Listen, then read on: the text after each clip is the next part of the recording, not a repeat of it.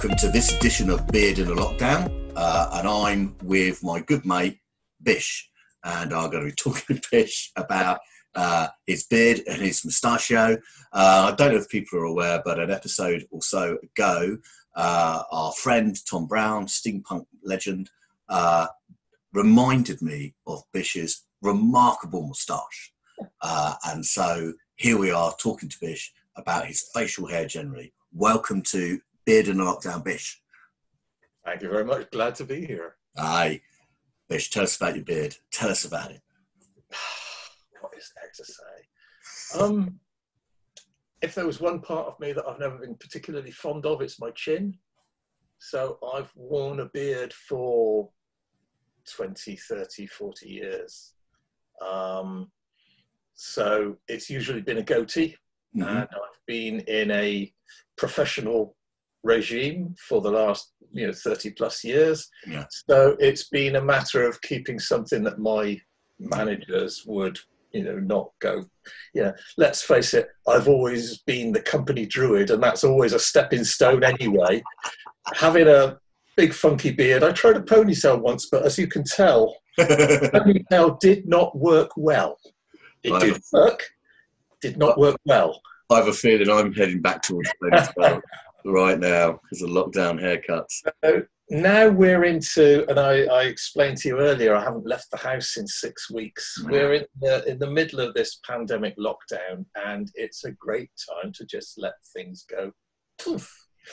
But tell us about that beard. Tell us about what it means to you and that. So it's always been that bit, and recently this bit, and it's really not there yet. It's still a voyage of discovery, but that bit's coming. This bit was from a trip to America about probably 5 years ago now. My brother-in-law lives in Massachusetts, and we went over to spend Christmas with him. And we went into the Whole Foods store to do some shopping, and the checkout operator had huge, and I mean real, full circles on either side. Ooh. And I looked at him and I went, challenge accepted. And I never have, because it's been really hard, growing that length of hair, especially around your face. It's a brittle area. Up here, you can't, I can't, but you can flop it around and mess it around, and mostly it's fine. Beard hair and moustache hair is a bit more fragile, more likely to snap and drop out, and so growing any length is something that's quite difficult in comparison with a normal person with some hair. I used to have hair. Anyway, that was the genesis of the moustache. So you saw one and you went, "Oh, I fancy some of that. I want that." What do you do to look after? We'll talk about the moustache in a moment. What do you do to look after the beard as a whole? Have you got a routine? Because it looked pretty healthy. Yeah, well, you talked about controlling your sides, possibly after we started recording, who knows. But you talked about having this line cut in and a few things like that. Now, I've never had a professional look after my beard, ever. Mm-hmm. But when I grew the sides, it started to look a bit like, the old sailor beard, as I think you referred to it, with it all sort of float like that. So I did cut a line down here. I actually used a 12-inch ruler and my beard trimmer. The beard trimmer now is mostly focused on keeping this under control, because we don't get bananas anymore, do we? So I cut the line in here, and that's quite easy to keep now, using the old shaver that I used to rely on a bit more. And do you use oils and stuff like that? Yeah. So I bought myself, I thought it was a bit of a gimmick, but I bought myself one of these heated beard brushes. Right. Which one have you got? Do you know? Is it a generic one or a brand? Yeah, it's got a Movember on it, and I think it came from the. You'll have to cut that in later. We might not bother. It's the bearded something or other, I don't know. It's got a Volk nut on it. But I bought one thinking it's probably rubbish, but I'll give it a go because, the wife's got hair straighters. not beard straighteners, hair straighteners. Leave it. So I bought one, and actually I really love it. I don't use it every day because I don't want to overcook the hair either. But probably 2-3 times a week, I'll straighten all this, and I'll straighten all this, and this goes straight and just disappears into the beard. It's got a natural curl to it. But I'll straighten the beard, and that's meant that this stuff that usually go woof out like that is now starting to go down, a bit like yours. And so I'm hopeful that I can get something that actually looks a little bit too. I don't want to go fat around this side, so I'm hopeful that that will look okay as it develops. This, as I said, it straightens out beautifully, and then it goes bing, and that took a long time to get it to go up, because if you grow one of these things, the first thing it's going to do is go out like that. Yeah. Bicycle handlebars from reverse. Yeah. And that's the reason I think that most people just cut it off and say, enough of that. So do you use a protection on your beard with a straight? I use a balm, which I've knocked up out various bits and pieces, experimental, using recipes off the interwebs, and I'm not sure what my current one is. And I use now a wax which I made myself only the other week, and I actually can show you here. This is beeswax from the bees in my village. Splendid. And so I spoke to the local beekeeper, and I said, can I, I'd like to try making some preparation. And so this is about half of what she left. And so I have been using local bees, because I am a little prone to hay fever. And I thought, well, you never know. Yeah. Local beeswax, and I've mixed that this time 50-50 with coconut oil. And what did you put it in a bowl, heat it over water? Yeah, like when you bake down chocolate or toffee, you don't put it straight on the heat, you put it in a bowl of boiling water. So I rendered that down, and it's quite difficult. The thing that I learnt most out of doing it for this first time is that beeswax has a far higher melting point than coconut oil. And I put them both together and heated them together. And what I should have done, and what I shall do next time, is heat the beeswax separately, and the coconut oil I might not even heat at all, because when that goes in with the beeswax, it'll be raised up. And then, just stir it up and leave it to settle. And I used one of these little pate dishes from a Swedish furniture company. And other companies are available. To the brim, and it's gone solid, but not too solid. And it's just a matter of pushing a fingernail through it and pulling off a pea sort of amount. Before we go there, can you tell me the amounts? How much wax did you use? Okay, so this is. I showed you. This is. I think I went 10 grams and 10 grams. Okay. 10 grams isn't very much. So I took some of this, and I took 10 grams of oil, and I mixed it together, and it made about with these little patio dishes you get in pate dishes that you get in the restaurant. One of those, it filled it sort of 80%. And I leave that on my bathroom radiator, because when it heats up the water in the morning, that radiator gets a little warm, and that reduces that makes it slightly easier to work. I could be keeping my wax in the airing cupboard for just that reason. Yeah. Mm-hmm.